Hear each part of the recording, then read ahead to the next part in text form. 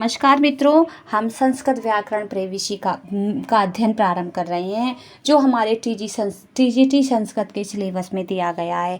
संस्कृत व्याकरण प्रवेशिका यानी संस्कृत व्याकरण में प्रवेश करने के लिए ये संस्कृत व्याकरण प्रवेशिका जो है डॉक्टर बाबूराम सक्सेना द्वारा लिखित है।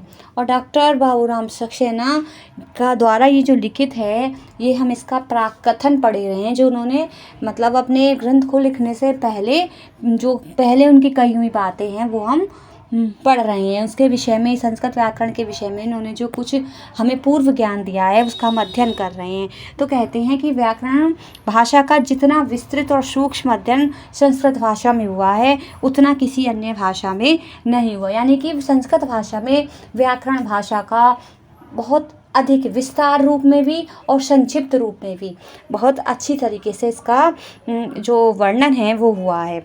फिर कह रहे हैं व्याकरण को शांग वेद का वेद सहित, शांग का मतलब होता है कि वेद के जो अंग होते हैं, वेदांग जिनके हम कहते हैं वो 6 हैं। तो उनमें एक जो एक मुख है, वेद का मुख है, क्या है? व्याकरण। तो व्याकरण को वेद का मुख बताया गया है। यानी सांग वेदांग से मतलब है कि वेद के अंग जिनको हम वेदांग कहते हैं और जो व्याकरण है वो वेद का मुख कहा गया है। वैदिक युग से शब्द की मीमांसा की ओर भारतीय मनुष्यों की बुद्धि दौड़ती रही है। यानी कि शब्द क्या है उसके ज्ञान के लिए वैदिक युग से ही जो भारत के ऋषि मुनियों हुए हैं वो इस प्रयत्न में लगे रहे हैं। उच्चारण पर विचार करने वाले वेदांग शिक्षा के प्रतिपादन के लिए, एक वेद का अंग शिक्षा भी है, तो उच्चारण पर विचार करने वाला जो वेद का अंग शिक्षा है उसके प्रतिपादन के लिए प्रातिशाख्यों की भी स्थापना हमें संस्कृत व्याकरण में देखने को मिलती है।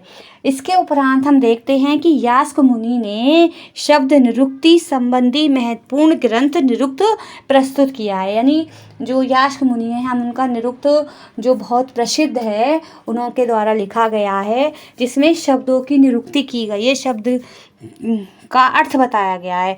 यास्क ने ही सर्वप्रथम सर्वनाम शब्दों का चतुर्विध विभाजन किया। यानी सर्वनाम शब्दों का उन्होंने चतुर्विध विभाजन करके नाम, आख्यात, उपसर्ग और निपात, आख्यात कहते हैं धातु को और उपसर्ग और निपात कहते हैं अव्यय। यानी इन्होंने 4 भागों में सर्वनाम शब्दों को बांटा है, नाम, आख्यात, उपसर्ग और निपात। और यह सिद्ध करने का उन्होंने स्तुत्य प्रयास किया है। यानी कि उनका प्रयास स्तुति करने योग्य है कि सारे शब्दों का जो आधार है वो धातु समूह ही है।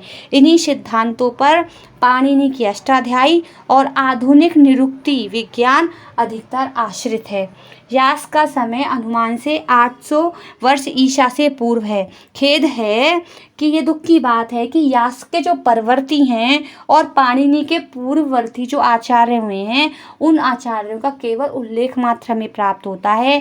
उनकी जो कृतियां हैं वो पाणिनि की अष्टाध्यायी के कारण विस्मृति के गर्त में विलीन हो चुकी। यानी कि पाणिनि की अष्टाध्यायी इतनी प्रसिद्ध हो गई कि उनकी कृतियों की तरफ किसी ने ध्यान ही नहीं दिया।